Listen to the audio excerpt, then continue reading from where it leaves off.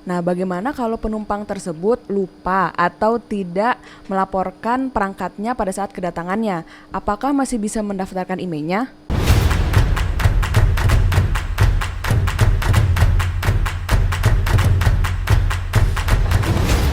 Berbagi informasi sambil ngopi. Hai, selamat pagi Sobat Bea Cukai Juanda. Apa kabar kalian hari ini? Semoga semuanya dalam keadaan yang sehat ya. Kembali lagi dalam Warkop Juanda, wadah komunikasi dan interaksi pelayanan Bea Cukai Juanda. Sin, kamu tahu kan kalau akhir-akhir ini itu lagi banyak banget masalah terkait pemblokiran IMEI. Jadi, perangkat yang datang dari luar negeri itu tiba-tiba aja nggak dapat sinyal dan juga nggak bisa menggunakan layanan operator Indonesia sama sekali loh. Kebetulan banget nih Gis, kita kedatangan tamu yang spesial, yang pastinya bisa menjawab pertanyaan kamu dan juga pertanyaan di benak Sobat Bea Cukai Juanda sekalian. Langsung saja nih, selamat pagi Pak Selamat Made. pagi. Selamat pagi, Mbak Gisya, Mbak Cindy. Gimana nih Pak kabarnya, sehat Pak? Sehat. Sekedar informasi nih teman-teman, kalau Pak Made ini merupakan salah satu pemeriksa Bea Cukai pertama di Bea Cukai Juanda, benar begitu Pak? Betul sekali. Langsung saja nih Pak, dari obrolan saya dengan Gisya tadi, sebenarnya IMEI itu apa sih? Dan bagaimana aturan tentang registrasi IMEI itu? IMEI atau International Mobile Equipment Identity itu sebenarnya adalah identitas internasional yang terdiri dari 15 digit number untuk mengidentifikasi perangkat-perangkat yang berbasis seluler, Mbak Cindy. Lalu perangkat apa saja sih yang perlu diregistrasikan IMEI-nya? Secara garis besar, perangkat-perangkat yang perlu didaftarkan IMEI-nya itu adalah ada tiga Mbak Cindy. Satu, yang pertama itu mobile phone atau telepon selular. Yang kedua itu komputer berbasis selular, dan yang ketiga adalah tablet yang berbasis seluler. Oke, berarti secara sederhananya perangkat-perangkat yang membutuhkan SIM card ya? Betul, singkatnya seperti itu. Oke Pak. Lalu untuk penumpang yang membawa perangkat elektronik dari luar negeri, saat datang ke Indonesia, apa yang harus dilakukan dan bagaimana cara registrasi IMEI-nya? Setiap penumpang atau awak sarana pengangkut yang datang tiba di Indonesia wajib mendaftarkan perangkat seluler yang dia bawa, mendaftarkan IMEI-nya ke petugas bea cukai. Ada dua cara. Yang pertama bisa melalui aplikasi mobile bea cukai. Yang kedua melalui website beacukai.go.id. Di sana kita mendaftarkan IMEI dari perangkat yang kita bawa dari luar negeri tersebut, Mbak Cindy. Jika mendaftar nih di bandara Pak, itu berapa pajak yang dikenakan? Apakah setiap perangkat seluler sama pajaknya atau seperti apa? Untuk tarif pajaknya itu sama, Mbak Cindy, tergantung dari dasar penetapannya. Dasar penetapannya itu ya harga dari perangkat seluler tadi. Tapi untuk tarifnya itu sama, flat 10% untuk bea masuk, 10% untuk PPN, dan 10% untuk PPH. Yang memiliki NPWP, kalau tidak punya NPWP dikenakan 20%, Mbak Cindy. Lalu setelah didaftarkan nih IMEI-nya, berapa lama jangka waktu sampai perangkat tersebut sudah siap digunakan? Kalau menurut Kominfo yang sebagai PIC dari pendaftaran IMEI ini ya, dikatakan maksimal itu 2 kali 24 jam, Mbak Cindy. Jadi maksimal ya.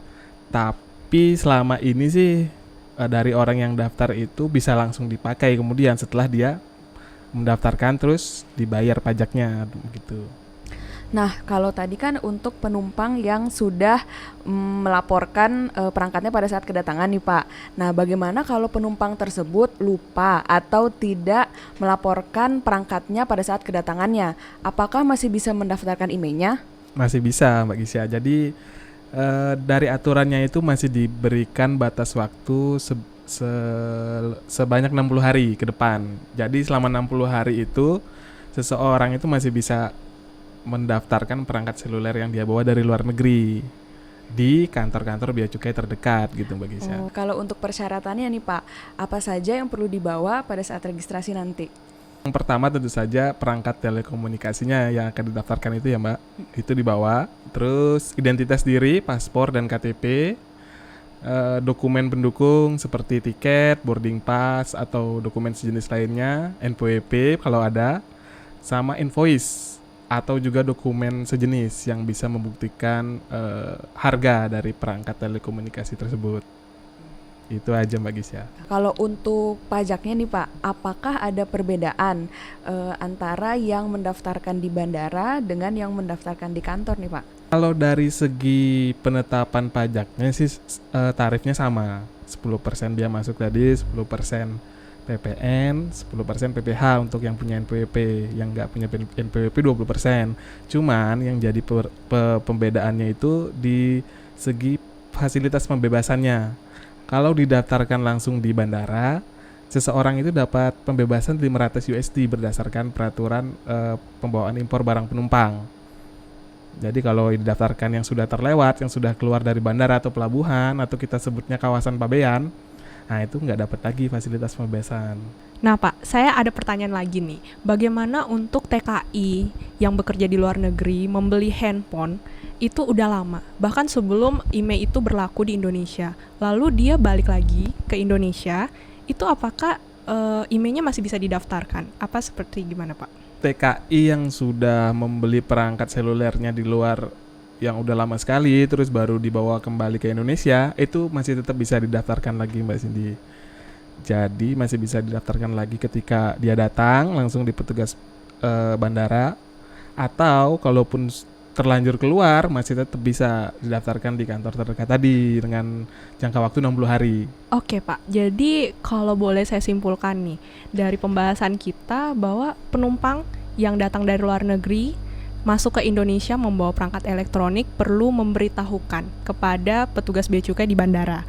Setelah itu akan didaftarkan IMEI-nya, lalu diselesaikan kewajibannya, dan setelah itu perangkatnya udah siap digunakan. Betul sekali. Betul sekali ya Pak. Iya.